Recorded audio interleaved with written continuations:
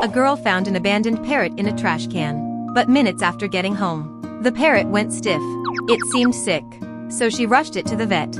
After hours of emergency care, the parrot softened and woke up. The vet checked it, no deadly illnesses. With good care at home, it'd recover. At home, she fed it rice paste with a syringe. But it stayed listless. Maybe it feared being abandoned again. She and her family gave it more love, trying to cheer it up. Over time, the parrot grew close to her. To ease her load, it learned to care for itself, bathe, drink water, even try to cook.